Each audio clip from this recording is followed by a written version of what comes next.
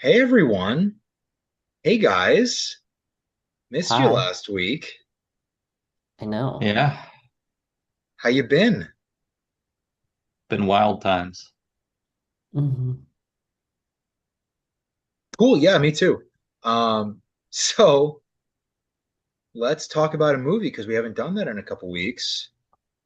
What did you guys see for this week? Um, This is a the dumb bit, last and I Ponyo. don't trust Ben's answer on this one. Just look at what Ben's name is, and we can go from there with the name of the episode. We're talking about the Naked Naked Gun three Gun. and a half. 33 and a third, Ben. We are talking about the Naked Gun, Liam Neeson version from 2025, just premiered last week. Um, Akiva Schaffer directed it. Seth MacFarlane produced it. What do you guys think? It was funny. I thought it was funny. It was ridiculous and stupid, but like, come on. Like it's nice because it also was not one of them. It doesn't like take itself way too seriously. Like we've had comedies on this show that try and do too much. I think one of the more recent ones that we've done is Red One, where we didn't know quite what Dwayne Johnson was doing the entire time. This movie does not run into that problem. We have a stoic main character, just like we did with Dwayne Johnson in Red One, but this one works I cannot because it's believe that's the like comp you're it's drawing. well because I need a good I need good distance between the two of them. Yeah, I mean it's a good. It sort of has the formula and does its own thing with it. So I think it achieves the sort of reboot goal, which is to do your own thing, but also not to lose the original formula.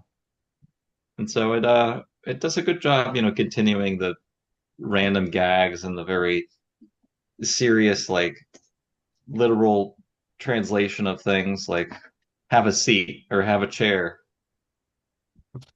or take a seat. I can't remember Yeah, take a what they seat. said. Take a seat. But yeah, Yeah. I enjoyed it a lot. And you've got a crazy serious villain like Ricardo Montalban. I think it works great. Played by Danny Houston Yeah. of the Houston family. I enjoyed this one too. I would say it's a worthy successor to the Leslie Nielsen movies, if not quite as good as the OG. Um, but still, I mean, you guys have hit the nail on the head. The jokes and the spoof nature of the cop movie follow the same formula. We get a similar style of comedy, which I think fans of the original trilogy can really latch onto with this. I certainly Yeah, did. and they do their own gags, like the whole coffee thing. I thought The that was coffee fun. thing was brilliant. The best time.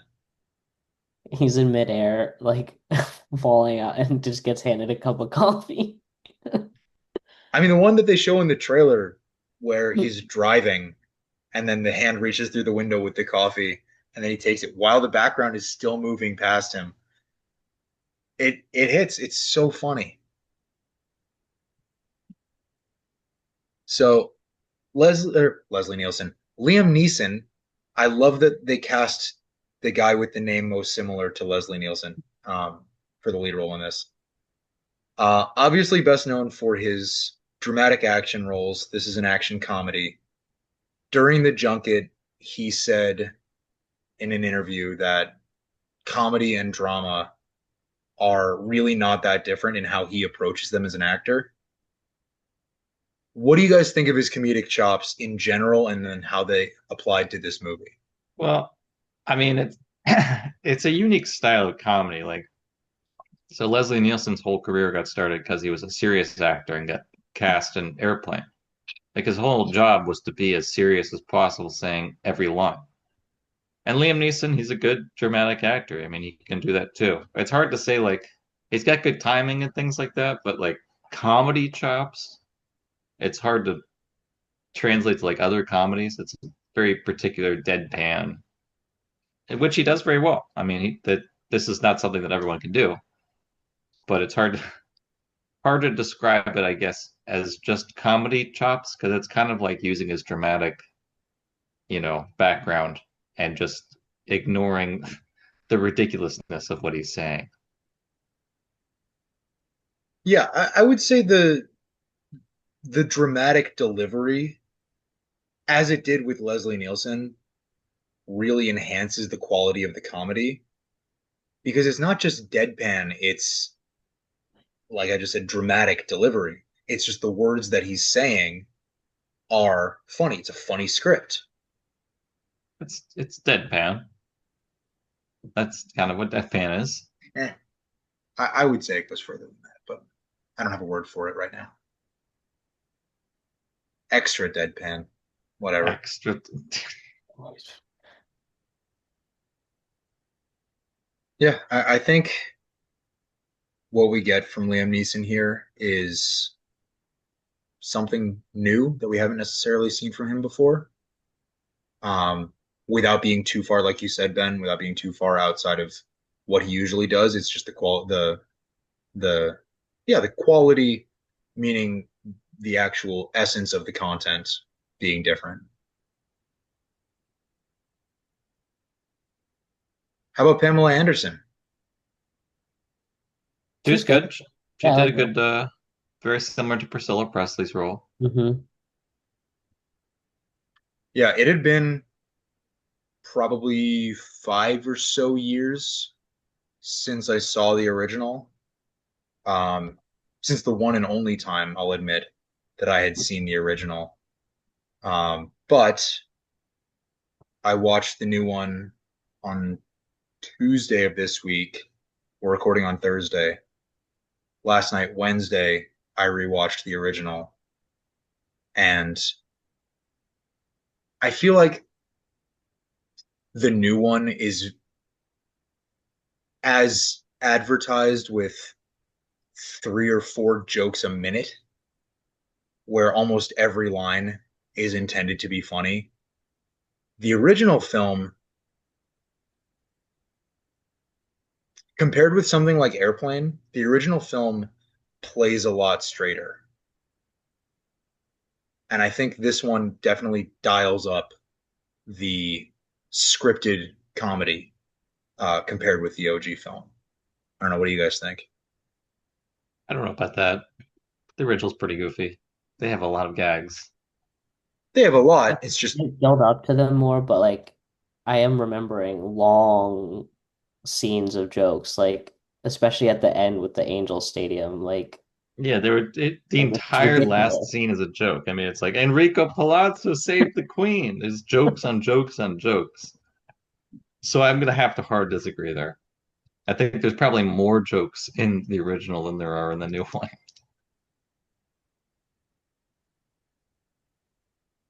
it's a fair assessment, I guess.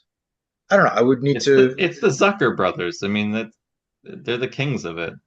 They're not gonna get out joked. Not in their own like genre. That's fair. But yeah, I mean they're both filled with jokes. There's no reason to count or compete. They're both funny. Um, I think there's probably a more organic feel to the original. Um, there were some gags in the new one that just like felt a little inserted, but for the most part, I still enjoyed it.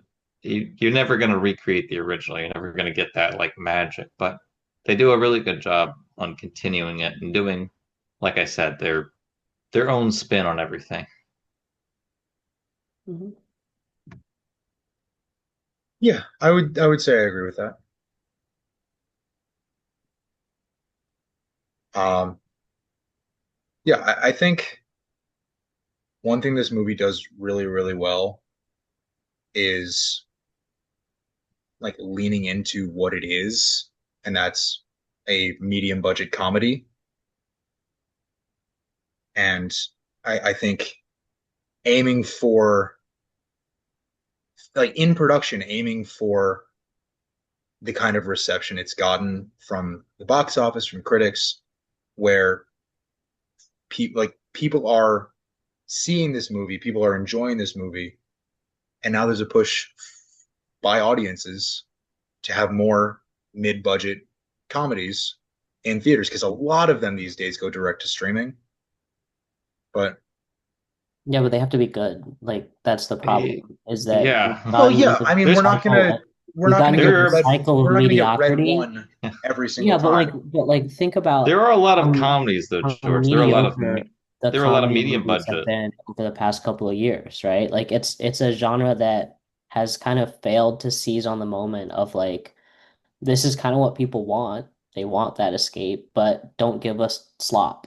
And we've been getting slop for a lot of these movies that are way overproduced, way over budgeted, and then we end up being disappointed, and then people don't go see the actual good movies that come out that aren't even comedies, but are just good movies, and people aren't going to the theaters. But like to get a real audience pleaser like The Naked Gun to get people back in seats, like that's good, but we haven't been getting that. And so I get it. I mean, people are tired of getting just absolute dog shit.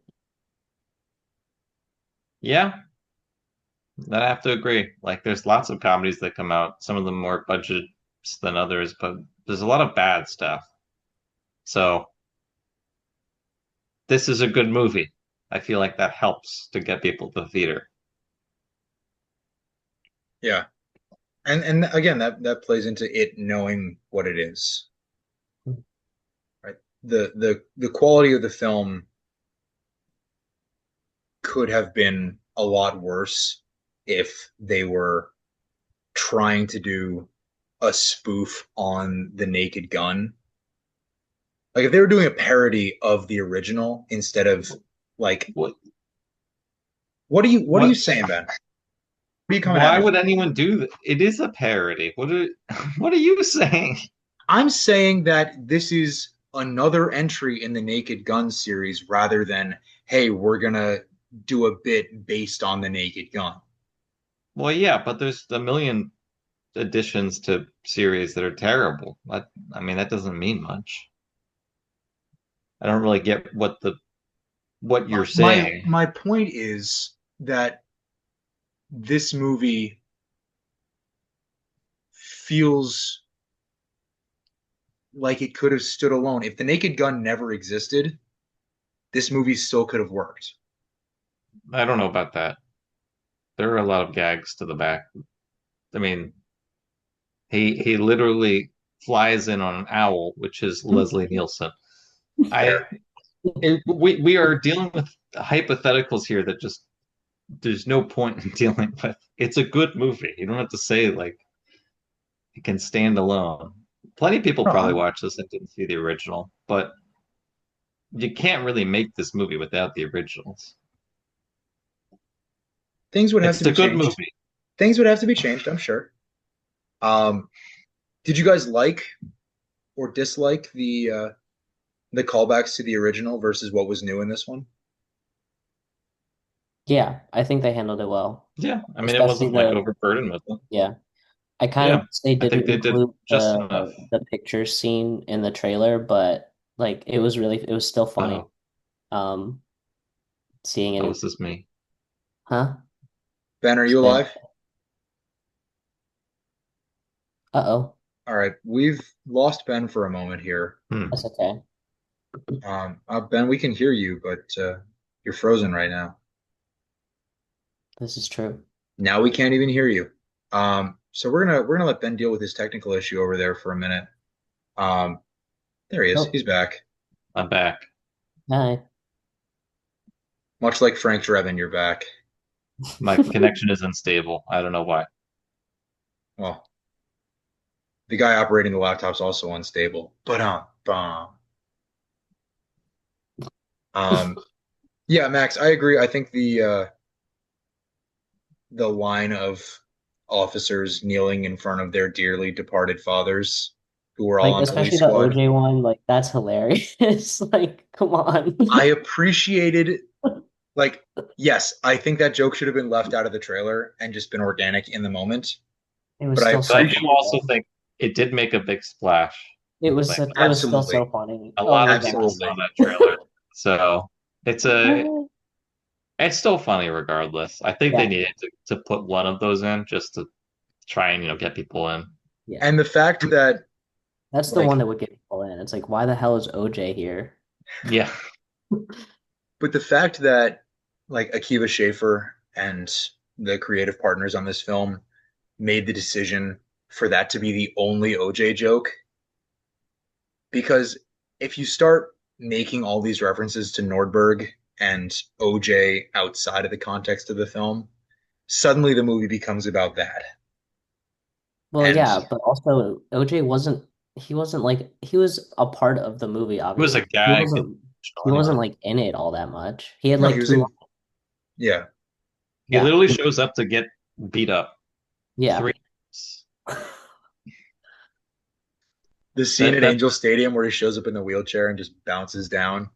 the original shooting is still one of the best gags I've ever seen. It's like everybody freeze, put your guns down. He sees people pick them up and is like, "What are you guys doing?" And he gets shot and he home alones himself all over the place. Oh my God. Yeah. Great physical actor, that OJ Simpson. Yeah, especially the bed scene where he gets like compressed into two. That was great.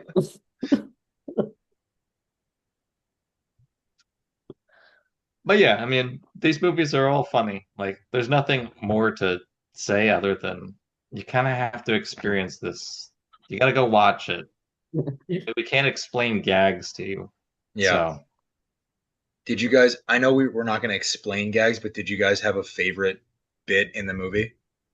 the first the first scene where he enters the bank and is using the guy as a body shield, and it's such an obvious like dummy, and then he just throws it at them, and they all kill each other. That that got me so much. That was one of the funniest things I've ever seen. It's just so ridiculous. Mine was the reveal of the plot device. The plot device was Yeah. really good. What was it like the primordial? I don't remember I don't what. even know, but just seeing plot device on the thing. He's like dusting it off. Um, Oh, Mine would have to be when they did the, like, Mission Impossible Fallout yeah, that was hospital good. room reveal, Yeah. and then Did you they did get it that? again, and then they did it again, and it was a sting operation on like three different levels. I love And the then last one is like a And then Did you get laser. OSHA being that? the highest level. Did you get that? Did you get that? Did you get that? It was like I had seen just on social media because I waited a few days after the movie released to go see it. I had seen that there was an homage to Mission Impossible, and y'all know that's my shit. So I was very excited to see what it was actually referring to. And I thought there might be some big stunt or some, like, not cameo, but some like direct reference. And then to see that be the gag and then how they played it, it's priceless. Yeah, wait, speaking of cameos, what was up with what was up with Dave Bautista? Oh yeah, Well, Liam Neeson needed a restroom break, Yeah, and he did. Dave was in the neighborhood, so he stepped in, Clearly. delivered a line. I know, clever little fourth wall break. When the two of them are like, "Yeah, you did a great job. Really sold the character, whatever." Uh, and then seeing Dave again in the aftermath, where he's just like celebrating with everybody else. that's good. That was good stuff. I could have But yeah, used more Paul Walter Hauser. no, he had a perfect amount of screen time. I liked him. Mole Man. Mole man, he's in Yeah, everything these days. he is Was in he everything Richard these days. Mole He in was. Richard? Okay. And as I think we've exhausted our short episode on the Naked Gun tonight, Short movie. Paul Walter Hauser, yeah, short movie. Paul Walter Hauser is our segue into next week's movie because we're going to be talking about him again for a third straight episode of the Unqualified Film Bros podcast.